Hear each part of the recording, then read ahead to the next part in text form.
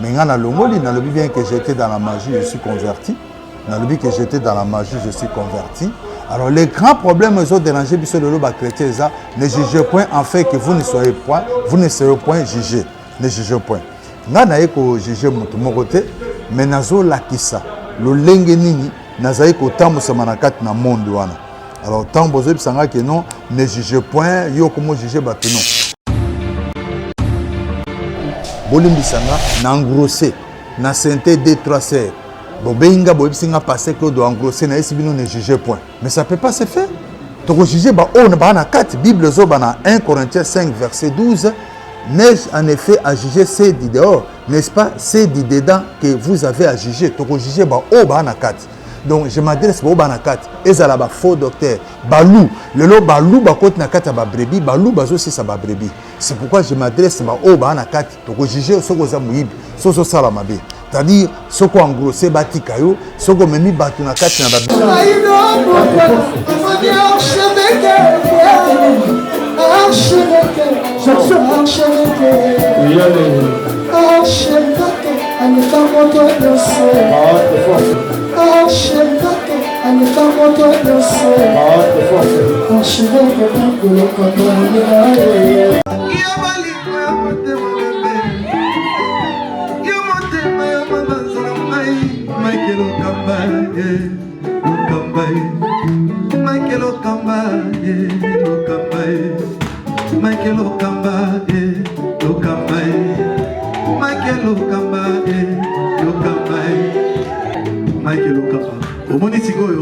L'artiste, c'est l'improvisation.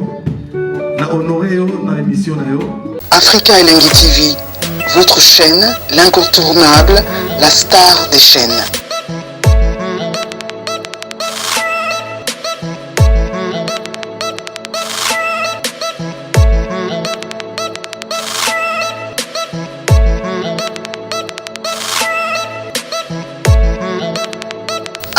Africa Elengi TV, la magie de l'info.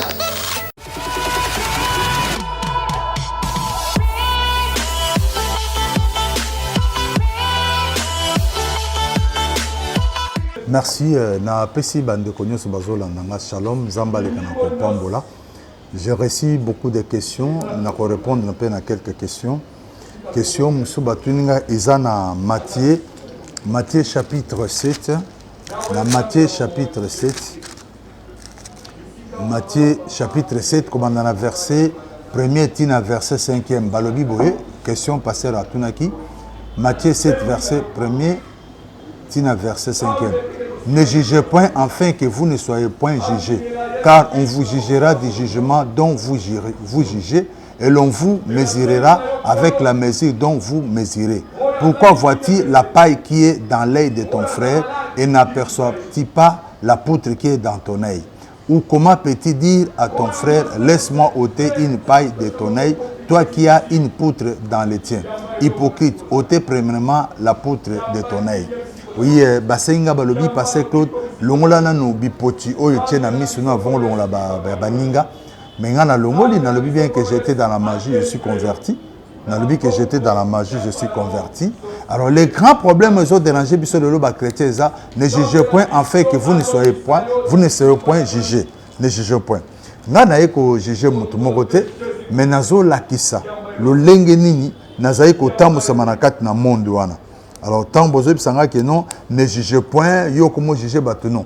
Mais je vais vous donner un verset Bible lobi pourquoi Lélo et puis Matthieu chapitre 7 lobi ou comment peux-tu dire à ton frère laisse-moi ôter une paille de ton œil et toi qui as une poutre dans le tien.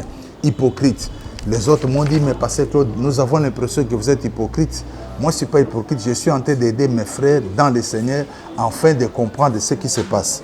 Bolobi nanga ne juge point. La Bible parle toujours à travers la Bible.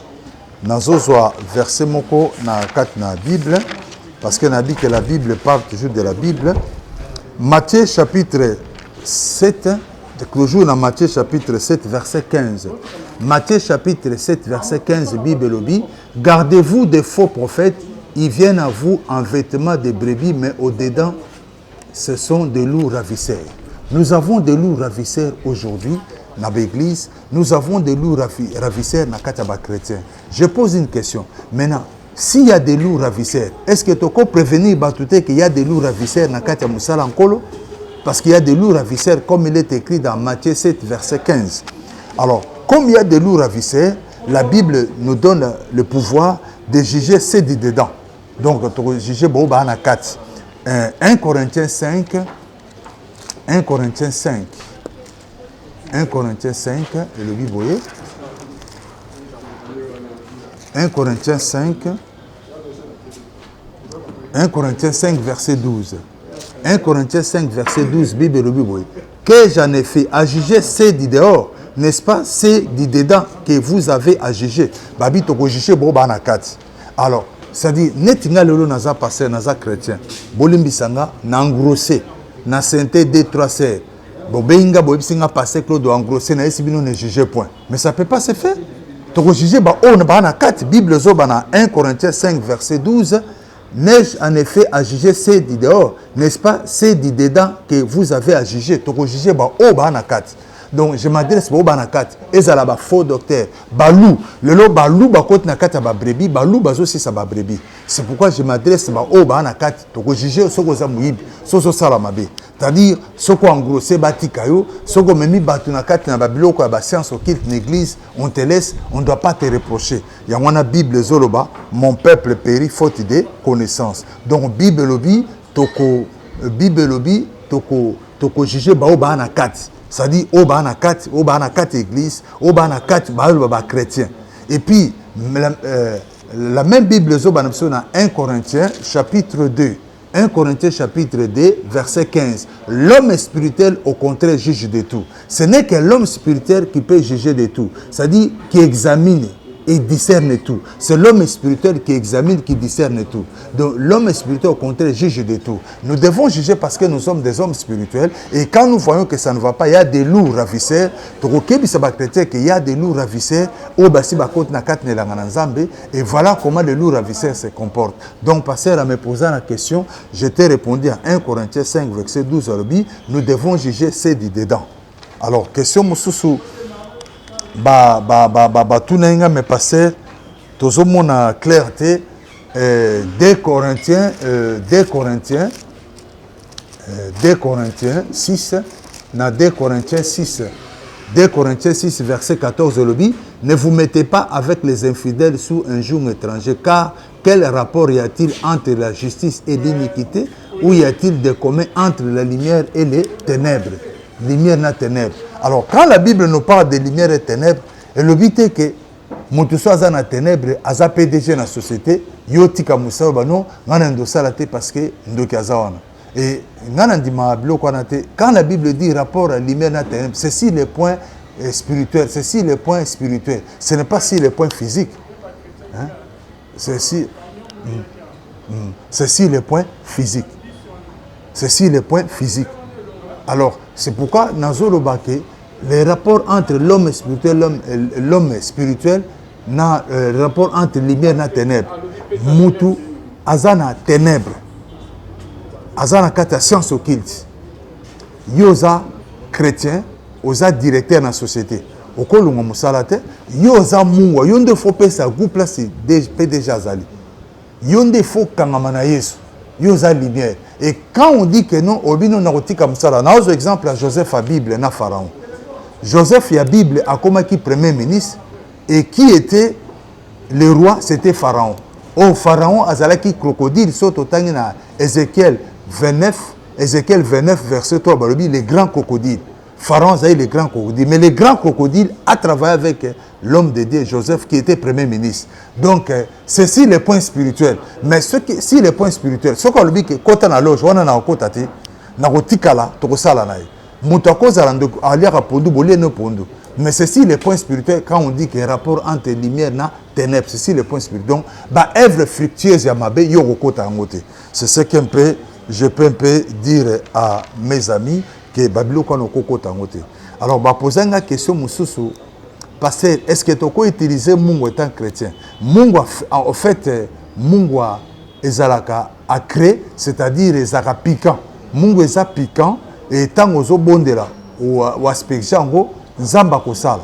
Mais j'ai compris qu'avec le Nouveau Testament, Mungu alelo toko utiliser ça Jésus de Nazareth. Tu utiliser Mungu bien ça Jésus de Nazareth. Parce que sur la croix, tout est accompli. Comme la Bible dit que si la croix tout est accompli, Mungu a toko utiliser le lieu Jésus de Nazareth. Et toko utiliser Jésus de Nazareth et que changement et kozala makasi na kat na bon monayo. Et je crois que moi mon travail ezali, je suis là comme une sentinelle. Moussa nanga eza kobeta keleron kokebisa ba chrétien keba zelo ezaboité. Il y a une Bible zolobana Osée 4:6 mon peuple périt faute de connaissance. Je crois que ba explication nanga na pesa na bande ko ba comprendre yango. Ngawa bino comme nanga passé Claude Mwamba. Numéro nanga contact eza code eza 00243 999 4 fois 48 298. Code eza 00243 999 4 fois 48 298. Là, tu vas m'atteindre facilement. Que Dieu vous bénisse. Et ça, quand on apporte moko, Jean 10, verset 9, c'est Jésus de Nazareth. Musicien, quand on apporte, on a changé vie. Frère, quand on apporte, on a changé vie. Merci, Nzambe, à Pambolabs.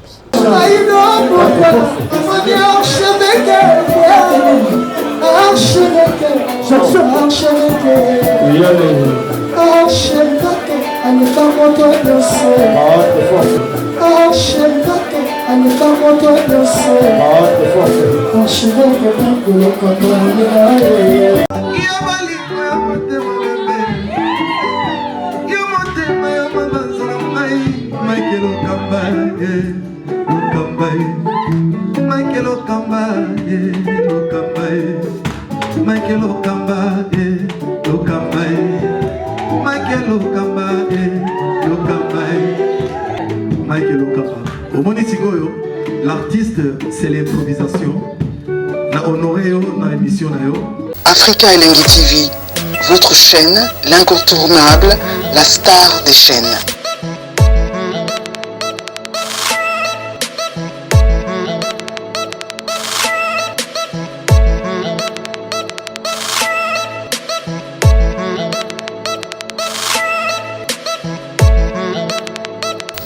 Africa Elengi TV, la magie de l'info.